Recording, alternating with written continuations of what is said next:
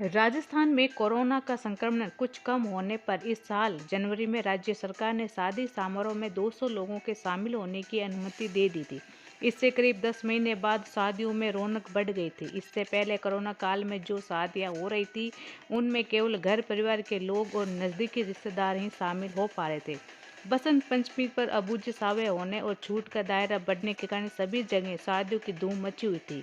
राजस्थान के दौसा शहर में शंकरलाल सैनी की बेटी पिंकी की शादी थी। उसकी शादी के लिए दौसा जिले के ही लालसोट इलाके से मुकेश की बारात आई थी। दौसा शहर के रामकुंड इलाके में रहने वाले शंकरलाल ने अपनी हैसियत के मुताबिक बारात की आवभगत की। निकासी के बाद बारात जब शंकरलाल के मकान की दहलीज पर पहुंची तो शादी के लाल जोड़े में सजी पिंकी की सहेलियां दूल्हे को देखकर पिंकी को छेड़ने लगी।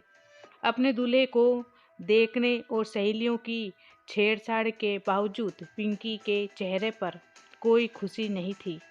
भले ही पिंकी ने शादी के लिए ब्यूटी पार्लर से मेकअप कराया था, लेकिन उसके चेहरे पर रौनक नहीं थी। न तो वे अपने घर परिवार वालों से हंस बोल रही थी और न ही सहेलियों की चुहल का कोई जवाब दे रही थी। लग रहा था जैसे वे दूसरे ख्यालों में खोई हुई हो। सहेलियों ने उससे पूछा भी, लेकिन पिंकी ने कोई जवाब नहीं दिया।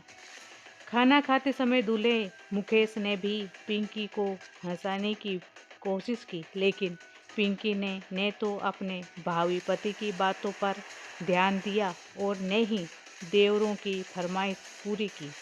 गुमसुम पिंकी को देखकर सब लोग सोच रहे थे कि माता पिता के घर का मोह नहीं छूट रहा।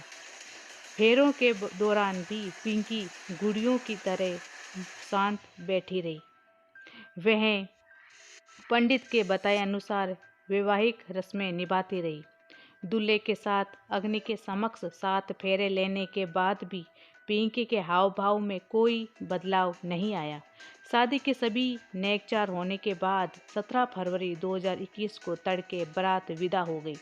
पिंकी अपनी ससुराल चली गई। ससुराल पहुंचकर पिंकी के चेहरे पर कोई रौनक या हंसी खुशी नहीं आई। पति मुकेश ने उसे कुरेदने की बहुत कोशिश की, लेकिन वे केवल हाँ और न में ही सिर हिला रही थी।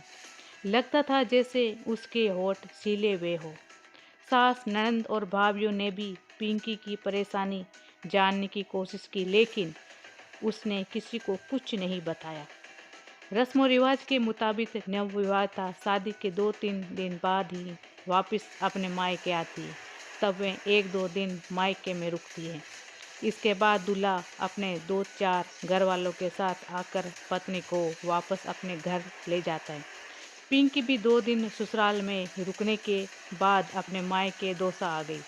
मायके में माँ सहित घर परिवार और मोहल्ले की महिलाओं ने पिंकी से उसके दूल्हे और ससुराल वालों के बारे में तरह तरह के सवाल पूछे, लेकिन पिंकी ने किसी का भी जवाब ढंग से नहीं दिया। शंकरलाल सैनी और घर के बाकी लोग समझ नहीं पा रहे थे कि पिंकी को क्या परेशानी है।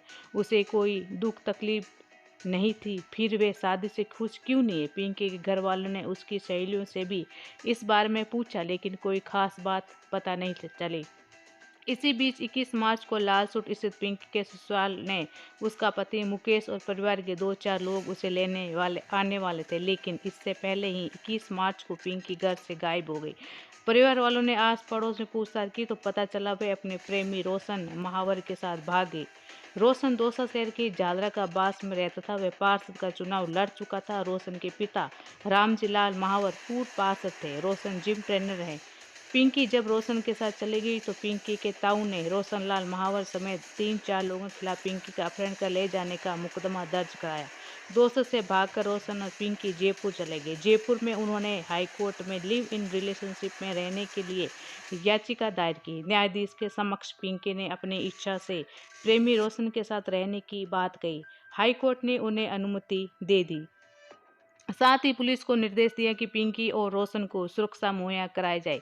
पिंकी को ले जाकर रोशन 1 मार्च को जयपुर से दौसा में जालरा का बास स्थित अपने घर पहुंचा। पिंकी के दौसा वापस आने की जानकारी उसके माता पिता को भी मिल गई। उसी दिन कुछ घंटे बाद पिंकी के परिवार के कुछ लोग झालरा का पास पहुंचे और रोशन से मारपीट कर पिंकी को जबरन अपने साथ ले गए। इस पर रोशन ने 2 सके महिला थाने में पिंकी के अपहरण की रिपोर्ट दर्ज करा दी। शंकरलाल खुद पहुंचा थाने। मार्च महीने की 3 तारीख को रात के तकरीबन 2:30 बजे एक अधेड़ आदमी दौसा शहर के महिला थाने पहुंचा। उसने पैंट शर्ट पहन रखी थी, पैरों में चप्पल थी, उसके बाल बिखरे हुए थे और दाढ़ी बड़ी हुई थी। वे आदमी थका और बुझा हुआ लग रहा था। महिला थाने के गेट पर संतरी राइफल लिए खड़ा था।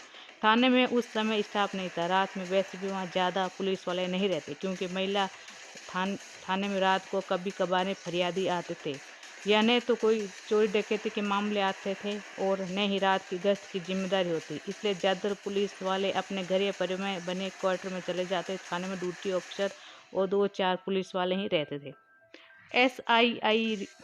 ASI पुखराज मीणा थाने में ड्यूटी ऑफिसर थे। गेट पर खड़े संतरी ने बिजली की रोशनी में उस आदमी के चेहरे की तरफ देखते हुए पूछा, क्या काम है? इतनी रात को क्यों आए हो?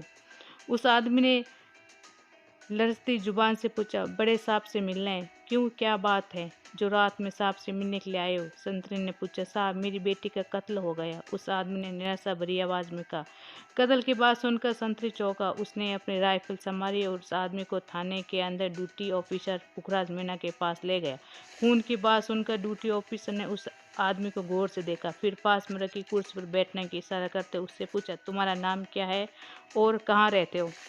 साहब मेरा नाम शंकरलाल सैनी है, मैं रामकुट इलाके में रहता हूँ। उस आदमी ने कहा। शंकरलाल सैनी का नाम सुनकर पुखराज मीणा को याद आया कि 2-4 दिन पहले ही एक युवती पिंकी का अपहरण हुआ था। वह शंकरलाल की बेटी थी। पिंकी के अपहरण का आरोप रोशन के परिवार के लोगों पर था और उनके खिलाफ मुकदमा दर्ज था।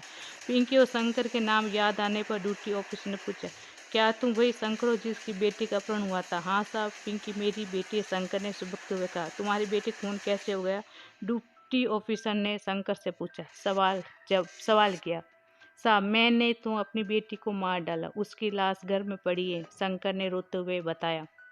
मामला गंभीर था, इसलिए ड्यूटी ऑफिसर पुखराज मीणा ने अपने उच्च अधिकारियों को घटना की जानकारी दी। सूचना मिलने पर पुलिस के अधिकारी शंकरलाल के मकान पर पहुंचे। शंकरलाल को पुलिस अपनी हिरासत में उसके घर ले गई। घर में पिंकी की लाश पड़ी थी। उसने FSL टीम को भी मौके पर बुला लिया। इस कार्रवाई में सुबह हो गई। मौके की कार्रवाई पूरी करने के बाद पुलिस ने पिंकी की लाश पोस्टमार्टम के लिए दौसा के सरकारी अस्पताल भेज दी। महिला थाना के SSI पुखराज मीणा ने कोतवाली थाने में पिंकी की हत्या की रिपोर्ट दर्ज कराई। पोस्टमार्टम होने के बाद घरवालों ने शव का दाह संस्कार कर दिया। पुलिस ने बेटी की हत्या के आरोप में शंकरलाल को गिरफ्तार कर लिया। पूछताछ के बाद अपहरण के आरोप में 4 मार्च को ही पिंकी की मां चमेली देवी के अलावा परिवार के 6 अन्य लोगों को भी गिरफ्तार कर लिया। आरोपियों से की गई पूछताछ के बाद ऑनर किलिंग की जो कहानी सामने आई, वे पिंकी की अधूरी प्रेम कथा है। शादी के 5वें दिन ही बेटी प्रेमी के साथ भाग गई तो शंकर और उसके परिवार वालों को लगा कि उनकी इज्जत मिट्टी में मिल गई। बदनामी के डर और अपनी इज्जत बनाए रखने के लिए ही उसने बेटी के खून से ही अपने हाथ रंग लिए। एक पिता बेटी को पाल पोस कर बड़ा करता है, उसे दुनिया की हर खुशी देना चाहता है, फिर वह कैसे उसका गला दबाकर निर्मल हत्या कर सकता है। यह अत्यधिक हृदय विदारक घटना है जो मानवता को शर्मसार करने वाली है। ऐसी घटनाओं को रोकने के लिए ज़रूरी कदम उठाना बहुत ज़रूरी है। अगर आपको वीडियो पसंद आए तो प्लीज़ इसे लाइक और मेरे चैनल को सब्सक्राइब करें। धन्यवाद।